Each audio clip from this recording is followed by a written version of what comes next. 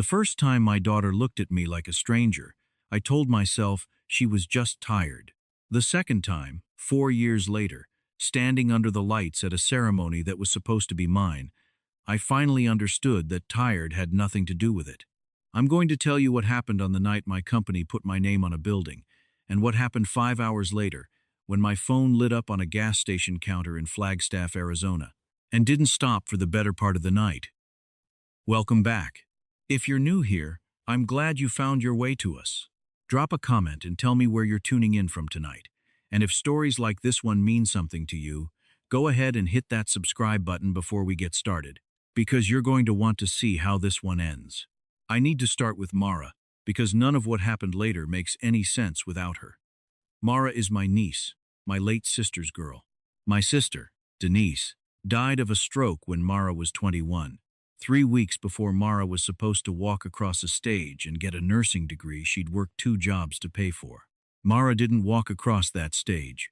She sat in a hospital hallway instead, holding her mother's hand until a machine stopped making noise, and then she went back to work the next week. Because the diner on Route 9 outside of Prescott needed a waitress on the morning shift, and rent doesn't care what happened to you. That's who Mara is. She finished her nursing degree 2 years late, working nights, sending money home to help cover what was left of her mother's medical bills that Denise had been too proud to tell any of us about. Mara never asked me for a dime. Not once.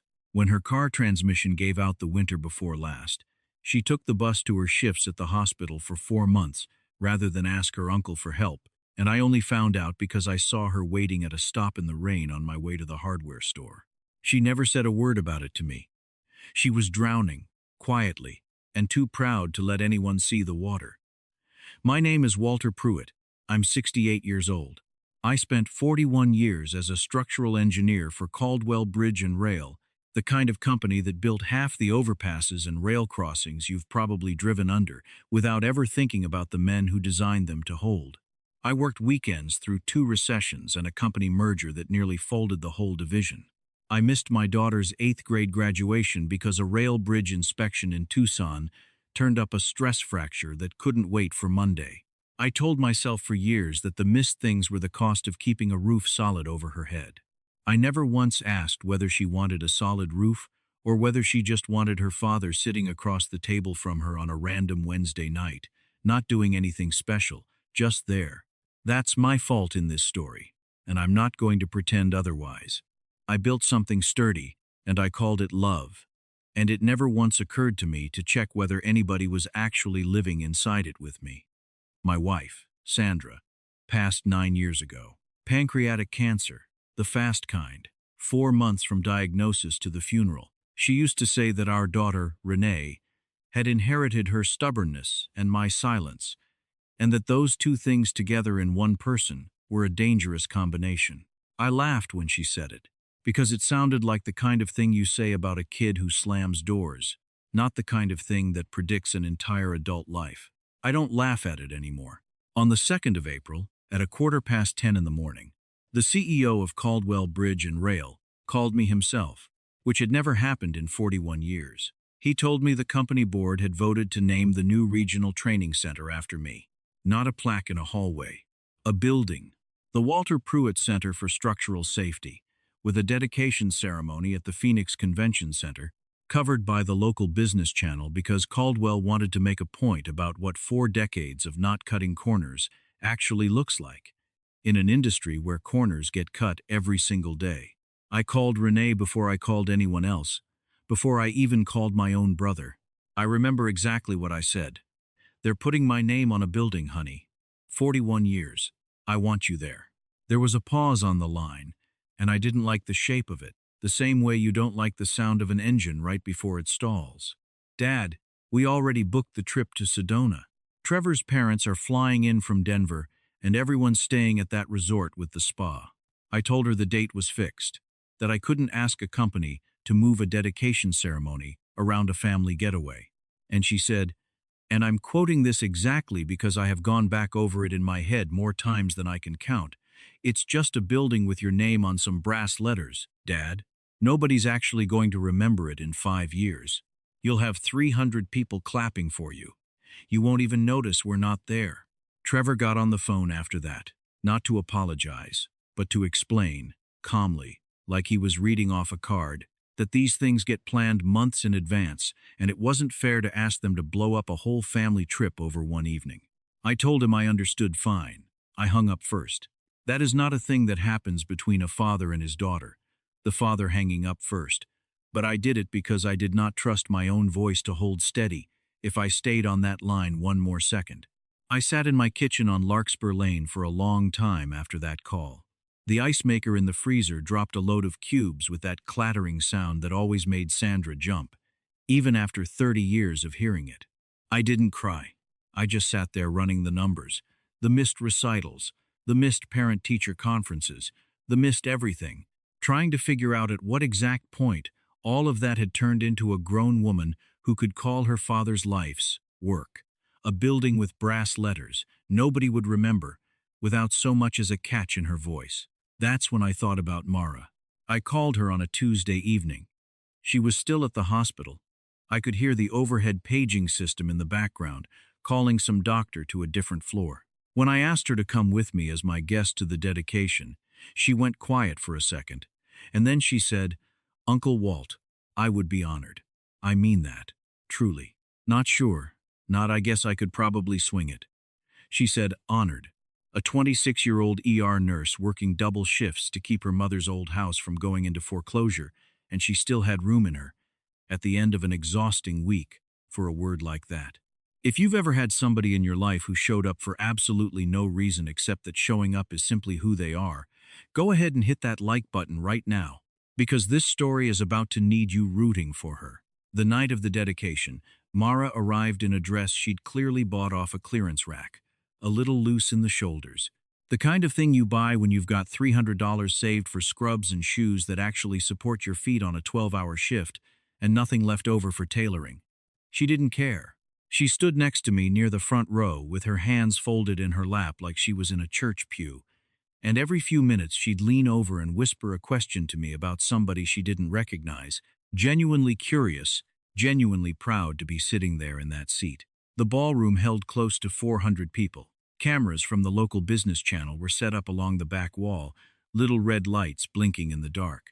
I gave a short speech about the men and women I'd worked alongside for 4 decades, about a rail bridge outside Yuma in 2003 that we caught failing 11 days before it would have carried a full freight load, about what it actually means to show up and do the boring, careful work when nobody's watching and nothing's on fire yet. I looked out at the 2 empty seats where Renee and Trevor should have been sitting, and then I looked at Mara, and I kept talking. Then the CEO, a man named Arthur Kessler, walked up to the podium with a folder tucked under his arm, and something shifted in his voice that told me whatever was coming next hadn't been run past me first. "Walter has given this company 41 years, he said. So this year, for the first time in Caldwell's history, we aren't just naming a building after somebody. We asked Walter, privately, weeks ago, to tell us who he would trust to carry his standards forward if he walked out that door tomorrow and never came back. He didn't tell me what any of that meant. I found out with everyone else, live, on camera. He named my niece, Mara Whitfield. Mara works nights in the emergency department at Yavapai Regional, Kessler said, and she's been quietly paying down her late mother's medical debt for 3 years while finishing her degree. Tonight, in honor of Walter's 41 years of service, Caldwell Bridge and Rail is establishing the Denise Whitfield Nursing Scholarship in her mother's name, fully funding the remainder of Mara's advanced practice certification, and setting up an endowment that will put 2 nursing students through school every single year, forever, with Mara as the foundation's first honorary trustee. The room went quiet, and then it very much did not. Mara's hands were shaking against the tablecloth.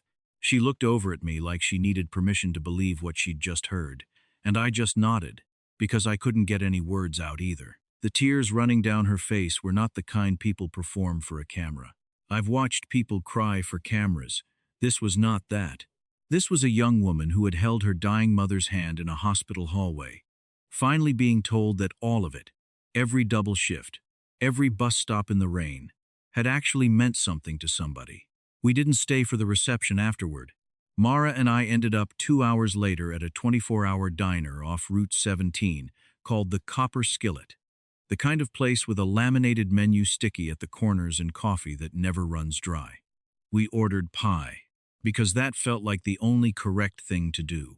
She kept saying, "I don't understand," over and over, not because she was confused about the money, but because she could not process the fact that she'd been chosen, on purpose, by name, in front of everybody. My phone sat face down on the table between us. At 9:45, it buzzed. I flipped it over without thinking much of it and saw 14 missed calls, every single one from Renee. I didn't call back yet. I wasn't ready. By 10:15, it was 31. Mara noticed my face changing and asked if everything was okay. I told her it would be. I wasn't lying to her. I just wasn't sure of it yet myself. By 11, the count had climbed to 44, and underneath the calls, the texts had started arriving, fast, one right after another. The kind of typing where you can feel the anger coming off the screen before you've even opened the message. I finally made myself read them around 11:15. Renee's first text said, "Dad, what did you just do?" The next one, 90 seconds later, "That scholarship money is basically MY inheritance, and you just gave it away on live television." Then Trevor, a minute after that, "We saw the broadcast at the resort bar. You need to call the company right now and get this fixed." I sat in that booth, in a diner that smelled like fryer grease and burnt coffee, reading the words, "Get this fixed," like something I had decided in front of 400 people, and a television camera was a paperwork error. Somebody could quietly correct with an apologetic phone call on Monday morning. By the time Mara and I left the Copper Skillet, close to 1 in the morning, the count sat at 96. I hadn't answered a single one. I want to be honest with you about something, because I think it matters. I wasn't furious. I had pictured this moment, somewhere in the back of my mind over the years, without ever quite admitting I was picturing it. Some version of myself finally shouting into a phone, finally saying every single thing I'd swallowed for 2 decades. That is not what happened. What actually settled into me, staring at that number on the screen, was something quieter and a good deal colder, like a door easing shut without needing to slam. I called Renee back the next morning at 8 o'clock sharp, because I wasn't going to give her the chance to say later that I'd dodged her. She picked up before the first ring even finished. "Dad, you have to call Kessler. Tell him it was a mistake. That money was supposed to be mine eventually anyway. That's basically part of my inheritance, and you handed it to Mara on live television in front of the entire state." "It's not a mistake, Renee," I told her, as calm as I could manage. "You're not being punished for a trip to Sedona. Nobody forced you to book that weekend over your father's ceremony. Nobody told Trevor to call 41 years of my work, a building with some brass letters. You made a choice.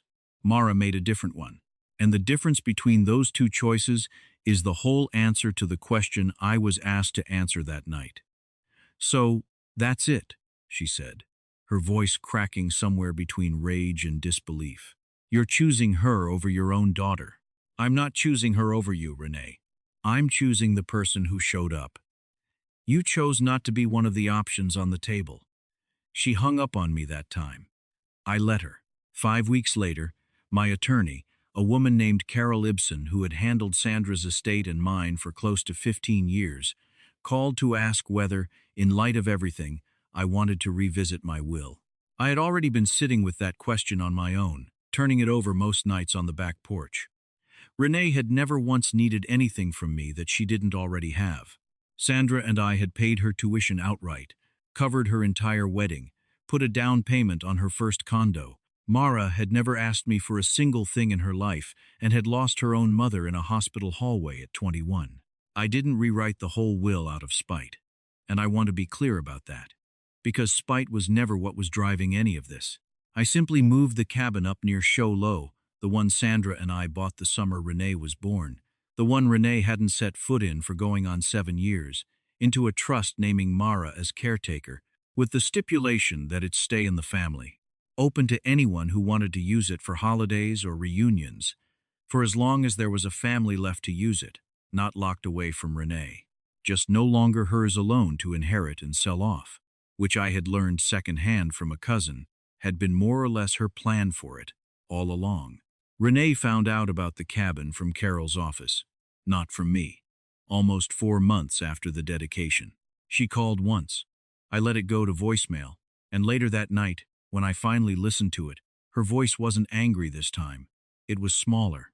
She said she didn't understand how things had gotten to this particular point between us, and that she'd been lying awake, thinking about it. I think, if I'm being honest with you, that was the first true thing she'd said to me in years. I didn't call her back that night either. I sat on my porch on Larkspur Lane with a cup of coffee going cold on the railing beside me, the same way Mara's always goes cold at the nurse's station. And I thought about how strange it is that the people who ask you for the least are so often the ones who end up giving you the most. Mara finished her advanced practice certification that fall, and the following spring, she opened a small after-hours urgent care clinic just off Route 9, not far from the diner where her mother used to work double shifts. She named it the Denise Whitfield Family Clinic, her idea, not mine, a stubborn tribute to a mother who never got to see any of it finished. She put a small plaque by the front door with my name on it too, not because I ever asked her to, but because, in her words, none of it made any sense without both of us in the story. I stop by most Thursday afternoons now, just to sit in the waiting room and drink bad vending machine coffee and watch her work. She still lets her coffee go cold at that nurse's station. Some things don't change, and I've come to be grateful for that particular one. Renee and I talk sometimes now, not often, and never easily. I don't know if we'll ever get back to whatever it is we used to be, and somewhere along the way I stopped waiting around for the one conversation that fixes everything, because I no longer believe that conversation exists. What I have instead is quieter than any reconciliation. I know exactly who shows up for me now. I don't have to guess anymore, and there is a strange, hard-won kind of peace sitting inside that certainty, even on the nights it still aches a little around the edges. If this story meant something to you tonight, I want to ask you to do one thing before you go. Think about who actually shows up for you in your life. Not who's supposed to. Not who you keep hoping will, eventually, if you just wait a little longer. Who actually does. And then tell them that you noticed. Don't wait for a stage and a camera and 400 strangers clapping to say it out loud. And if you've got a Mara in your own life, or maybe a Renee, I would love to hear about it down in the comments below. Thank you for spending this time with me tonight. If this one landed for you, hit that like button, subscribe if you haven't already, and I will see you in the next one.